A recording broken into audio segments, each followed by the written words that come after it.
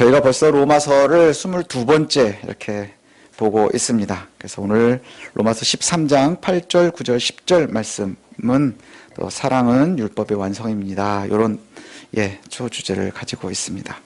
인류의 역사에서 가장 위대한 문명을 뽑으라고 하면 바벨론 문명, 이집트 문명, 또 그리스, 로마 문명 이런 문명들을 뽑고요. 그 각각의 문명들은 자신들의 독특한 아주 훌륭한 도덕률들을 가지고 있습니다. 그런데 이 모든 도덕률들이요, 사랑이라는 것을 포함하고는 있지 않습니다. 사랑을 가지고 있지 않고요. 그래서 실제로 보면 이집트의 격언, 함무라비 법전, 플라톤이나 아리스토텔레스의 도덕론, 윤리학, 또 델포이의 금원, 이런 고대의 오래된 자신들의 그 도덕률들이 있는데 거기에는 전혀 사랑을 이야기하지 않고요. 오히려 보편적으로 정의, 용기, 절제, 그리고 지혜, 이런 것들을 구합니다. 그리고 나서 사랑, 자비, 겸손, 보복금지, 이런 것은 어디에서도 찾아볼 수가 없습니다. 오히려 이런 것들은 사랑이나 자비나 겸손이나 보복금지나 이런 것은 다 부정적으로 봅니다. 연약함의 상징이고, 그 다음에 열등감이다, 이렇게 보는 경우들이 많습니다. 그런데 성경은 독특하게 사랑을 이야기합니다. 사랑을 이야기하는데 예수님 오경에서부터, 율법에서부터 내 이웃 사랑하기를 내 자신과 같이 사랑하라. 이게 구약에 나오는 율법이 613개라 그러거든요. 그 중에 하나입니다. 그런데 예수님께서 이것이 중심이다 이렇게 말씀하셨거든요. 모든 율법 중에 가장 중심에 있다 이렇게 얘기를 했습니다. 예수님보다 한 100년 정도 앞선, 한 1세기 정도 앞선 그 사람 중에 그 사랑을 먼저 이야기한 사람이 있거든요. 그게 이제 유대의 아주 위대한 율법학자 힐렐이라고 하는 사람입니다. 그 사람이 이 랍비가 유대교를 뭐라고 이렇게 정의를 내렸느냐 하면 평화를 사랑하고 추구하는 종교, 그 다음에 사랑하는 토라를 사람들에게 가장 가까이로 이끄는 종교, 토라는 율법을 이야기하죠.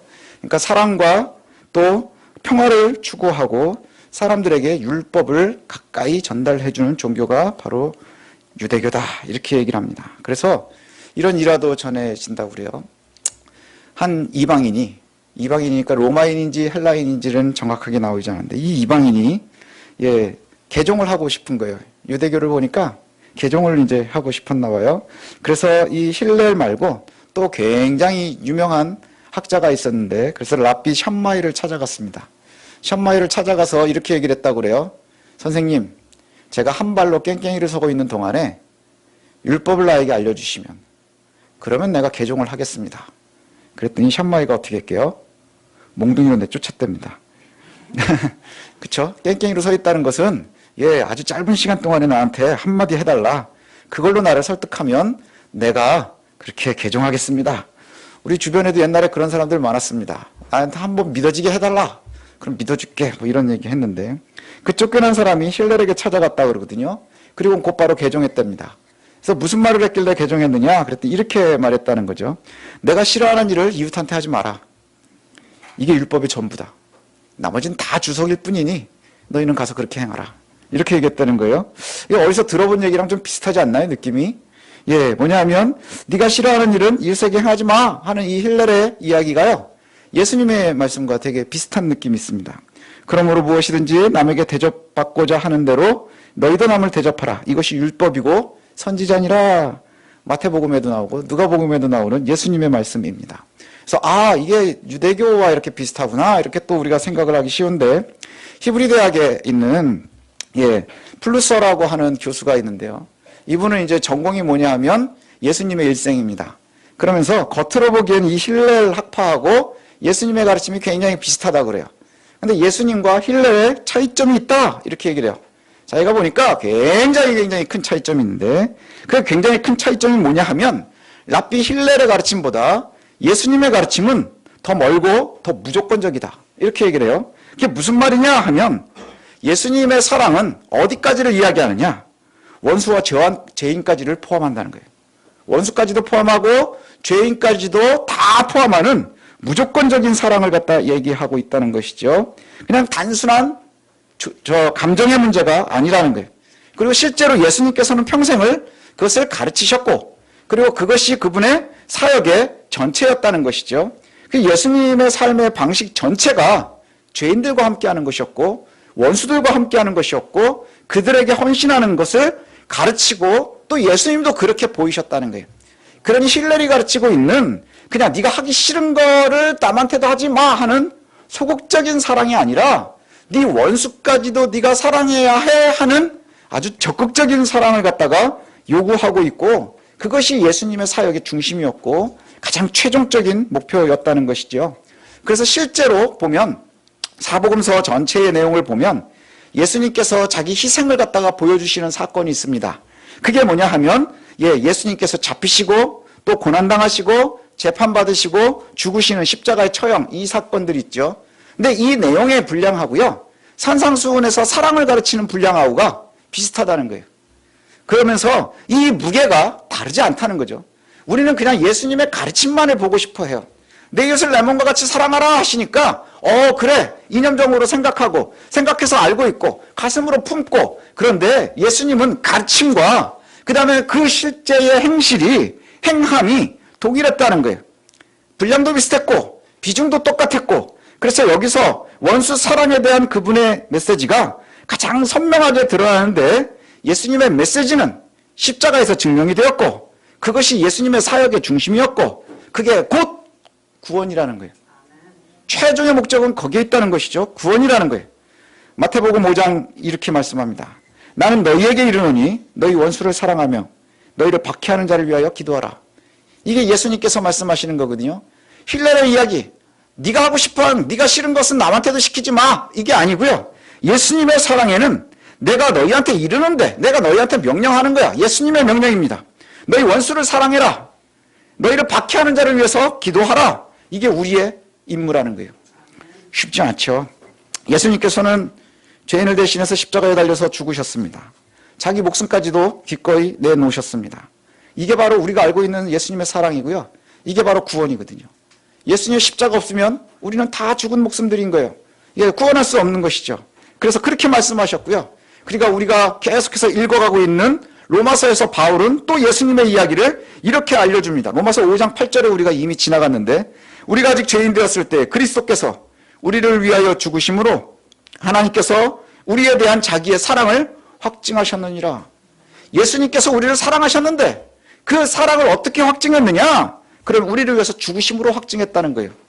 그리고 사도 요한이 한참 뒤에, 가장 뒤에 또 성경이 쓰여지죠. 소아시아에 모여있는 기독교인들한테, 그리스도인들한테 이렇게 이야기를 합니다. 요한일서 3장 16절에 보면 그가 우리를 위하여 목숨을 버리셨으니 우리가 이로써 사랑을 알고 우리도 형제들을 위하여 목숨을 버리는 것이 마땅하니라. 점점 성경이 좀 부담스럽지 않나요? 예, 우리가 취미로 신앙생활을 할 수 없는 게 바로 이 무게 때문인 거예요. 그냥 우리가 일상생활에서 그냥 일주일에 하루 그냥 기분 좋으라고, 아니면 취미생활처럼, 아니면 그 주말 생활처럼 그렇게 생활할 수 없는 이유가 바로 이 명령들 때문입니다. 너무 선명하다는 거예요. 예수님께서 네 원수를 사랑하고 박해하는 자를 위해서 기도하라. 우리 속된 표현으로 그런 얘기 많이 나오지 않나요? 참을인자 3개면 살인을 명한다 그랬더니 요즘 아이들은 살인일자 3개면 호구다. 또 그 얘기를 하고 있는 거예요. 그 얘기를 지금 많이 하고 계세요.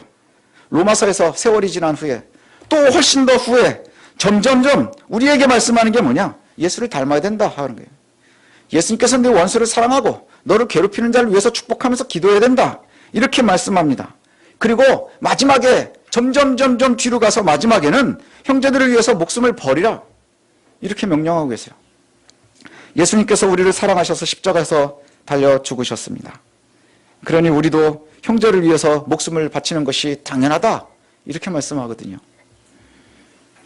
이쯤에서 이제 우리가 이 교회를 계속 다녀야 되나, 이 생각을 이제 하게 되는 거죠. 왜냐하면 우리가 예수님께 받은, 예수 그리스도께 받은 사랑의 빚은 갚을 길이 없는 거예요. 불가능하다는 것이요. 그리스도의 목숨으로 사랑하셨기 때문에, 십자가에 달려 죽으심으로 우리를 구원하셨기 때문에, 만약에 우리가 그리스도에게 받은 사랑의 빚을 갚겠다? 그럼 목숨으로 갚아야 되는 거예요. 갚을 길이 없는 것이죠. 그래서 오늘 로마서 13장 8절 앞에 이렇게 시작하는 거예요. 피처 사랑의 빛 외에는 아무에게도 어떠한 빛도 지지 말라. 이게 무슨 말일까? 한번 생각해 보신 적 있으세요? 굉장히 많이 읽히는 구절인데 왜 사랑의 빛 외에는 아무에게도 아무 빛도 지지 말라 했을까? 그러니까 앞에 보면 우리가 지난 시간에 봤었던 국가와의 관계 이게 나오죠. 그 맨 마지막에 뭘로 끝나느냐 하면 국가의 세금에 대한 부분이 나옵니다. 그 당시에 그래서 예수님께서도 가이사의 것은 가이사에게 하나님의 것은 하나님에게 그리고 그 당시에 여기에 보면 그 세금을 내는 것이 옳다 뭐 이런 말을 하거든요. 그 얘기는 뭐냐면 국가 권력에 대한 이야기를 마감하면서 세금으로 끝내면서 주제를 자연스럽게 넘어가는 거예요. 국가에게 지는 우리가 져야 되는 빚이 뭐가 있나요? 국민들의 의무이죠. 의무. 그래서 저희 때는 국방의 의무, 납세의 의무, 교육의 의무, 근로의 의무에서 4대 의무를 얘기했는데 우리 자녀들은 요즘에는 6개를 배운다 그래요. 거기에 2개가 더 들어가는데 우리 부모님들 잘 배우십시오. 공공복리에 적합한 재산권 행사, 그 다음에 환경 보존의 의무 이런 빚이 있대요. 이건 우리가 빚진 거예요. 이건 갚아야 되는 거예요. 그런데 갚을 수 있습니다. 세금 완납하면 갚는 거고요. 군대 갔다 오면 되는 거고요. 예, 우리가 근로에 일하면 되는 거고요. 우리 애들 학교 다니면 되는 거예요. 그런데 이 모든 것은 다 갚아야 되지만 갚을 수 없는 게 하나 있어요. 우리가 사랑의 빚은 계속 지고 있는 거예요.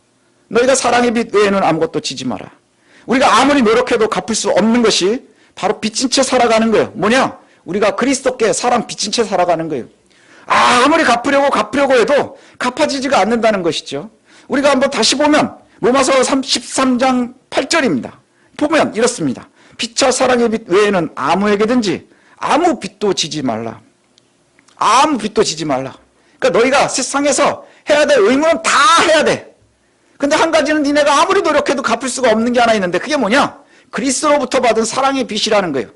그리스도께서 얘기하는 사랑의 빚은 뭐냐? 너희가 목숨을 다해서 사랑해야 되고 원수를 사랑해야 되고 너희를 핍박하는 일을 위해서 복 빌어야 되는 거예요.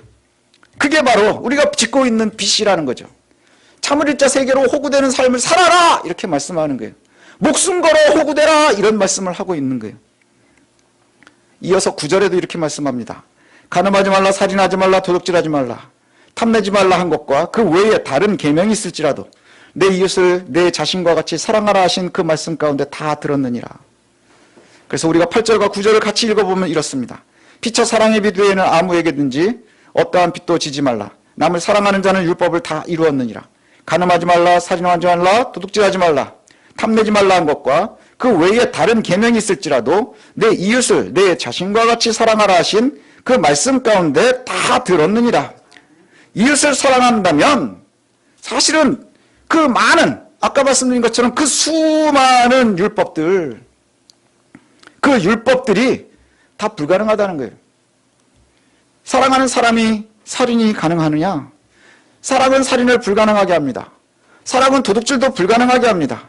사랑은 간음도 불가능하게 합니다. 사람은 남의 것을 갖다가 탐내는 것도 불가능하게 한다는 거예요. 그 모든 것의 기준이 뭐냐? 그러면 사랑이라고 하는 것이죠. 사랑으로 해결되지 않는 것이 전혀 없다 이렇게 말씀하고 있는 거예요. 성경은 우리에게 요구하는 게 아무것도 해결할 수 없는 것이 없는 모든 것이 해결 가능한 사랑을 갖다가 우리에게 요구하고 있습니다. 그게 뭐냐?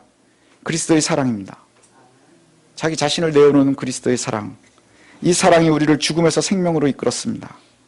예수님의 죽음이 원수를 살리는 죽음이었거든요. 생명으로 우리를 이끄셨습니다. 이제 우리가 해야 되는 일이 뭐냐?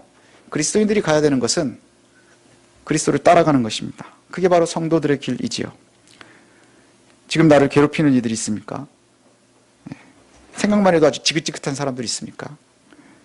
대부분 원수들이라고 생각을 합니다.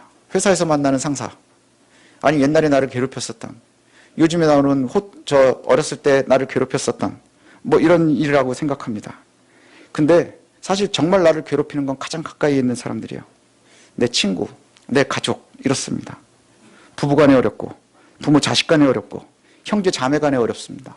그게 우리를 좀먹는 거예요. 우리를 너무너무 힘들게 합니다.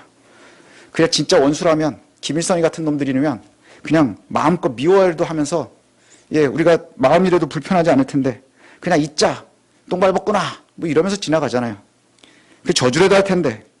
그런데 주님께서는 우리에게 저주하지 말고 복을 빌라 그러고, 이게 어려운 게 또 더 힘든 게 뭐냐? 그러면 이게 가족으로 묶여 있습니다. 친구로 묶여 있습니다. 남을 사랑하는 자는 율법을 다 이룬 것이라는데, 율법이 이게 다 이루어졌다는데, 율법의 항목으로는 행함으로는 구원을 이룰 수 없다 이렇게 분명하게 앞에 말해놓고는 사랑은 율법을 완성하는 거랍니다. 사랑은 율법을 다 이룬 거랍니다. 그만큼 불편하다는 거예요. 그만큼 힘들다는 거예요. 그런데 내 이웃을 내 몸과 같이 사랑한다면 율법의 완성이다 이렇게 얘기를 해요. 율법을 네가 완성할 수 있니? 그럼 구원받는 거야. 그런데 그게 불가능해. 이렇게 이야기해놓고 지금 여기 보니까 너희가 사랑의 비도에는 아무것도 지지 마라. 네가 사랑하면 율법을 완성한 거야. 이렇게 말씀하시는 거예요. 그리스도의 모든 가르침의 정점에 사랑이 있습니다. 그리스도의 사랑이 있다는 거예요. 그 사랑을 갖다가 우리가 따라가야 한다는 거예요. 근데 이 사랑이라는 것이 그냥 드라마에서 나오는 것처럼 그 다음에 그냥 나오는 것처럼 그렇게 로맨틱하지가 않아요. 사랑은요 정말 처절한 겁니다. 원수를 사랑하는 게 얼마나 힘들겠어요. 예, 여기서 이렇게 잘난 척하고 설교하지만 저도요 생각나는 원수들이 있어요. 늘 말씀드리잖아요. 딱 떠오르는 원수들이 있습니다. 거기만 생각하면 진짜 짜증나거든요. 예, 그 다음에 막 후회됩니다. 야, 그때 한 대 때렸어야 되는데. 야, 그때 한마디 해줄 거 왔어야 되는데. 저 지금도 그런 사람들이 있어요. 그때 다 뒤집어 놓고 왔어야 되는데. 그런데 주님께서는 뭐라고 말씀하시느냐? 그들을 저주하지 말라는 거예요. 오히려 복을 빌라는 거예요. 이게 쉽겠느냐 하는 것이죠. 우리의 구원이 그리스도를 따라간다는 것이요 그저 로맨틱하지가 않습니다. 때로는 처절하고요 때로는 정말 힘든 것입니다. 그런데 이것을 이룰 때 우리가 그리스도인이 되는 것이죠. 예수의 사랑이 우리를 구원한 겁니다. 살린 겁니다. 이제 우리가 추구해야 될 율법의 완성이 있습니다. 그게 뭐냐? 바로 사랑하는 겁니다. 서로 사랑하라 하셨으니 우리가 서로 사랑해야 되지 않겠습니까? 내 이웃을 내 몸과 같이 사랑하라 이렇게 말씀하세요. 내 이웃을 내 몸과 같이 사랑하라. 너를 힘들게 하는 남편과 아내를 사랑하라. 너를 몰라주는 엄마 아빠를 사랑하라. 네 소득을 다 뒤집어 엎는 아들과 딸을 사랑하라. 내 마음을 상하게 하는 형제와 자매들을 사랑해라. 그리고 돈 떼먹고 간 놈도 사랑하라. 옛날에 날 때렸었던 그 놈도 사랑하라. 너에게는 저주가 쉬울 그 원수까지도 사랑해라. 이게 주님께서 우리에게 요구하시는 거예요. 너무나 쉽고 로맨틱하다면 누구나 하겠죠. 그런데 주님께서 십자가에서 우리에게 이것을 요구를 하셔요. 십자가의 그 고난으로 우리가 고난주일에만 만나는 그것이 아니라 사실은 사랑 가운데 그 말씀이 있습니다. 요즘 세상에 이런 사랑이 가능합니까? 라고 물을지도 모르겠습니다. 그러나 역사 속에 보면요 하나님의 나라는 오랜 세월 역사를 뚫고 이 불가능한 사랑을 이루면서 지금까지 우리에게 전달되었습니다. 이 불가능한 사랑을 지금까지 이루어가면서 우리에게 전달되었다는 것이죠. 교회가 힘을 잃어가는 것은 사랑을 잃었기 때문입니다.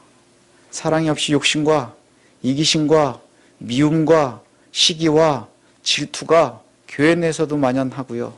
우리들의 삶 속에서도 다르지 않고요. 참기보다는 보복하기가 쉽고요.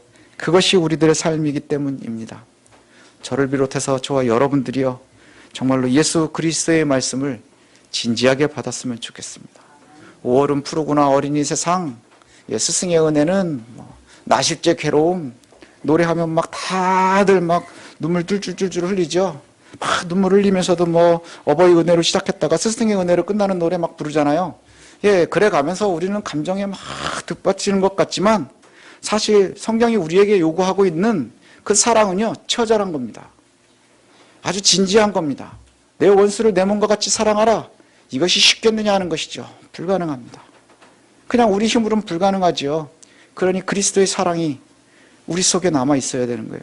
그리고 주께서 우리에게 힘을 주셔야 되는 것이죠. 그리고 우리가 주께 요구해야 되는 것이 바로 이겁니다. 하나님, 돈 많이 주십시오. 하나님, 내가 성공하게 해주십시오. 우리 애들 공부 잘하게 해주십시오. 대학 가게 해주십시오. 거기에만 머물지 마십시오. 아주 초등적인 신앙생활에서 우리가 좀 벗어났으면 좋겠습니다. 이제 우리가 해야 될 건 뭘까요? 그리스도를 따라가는 겁니다.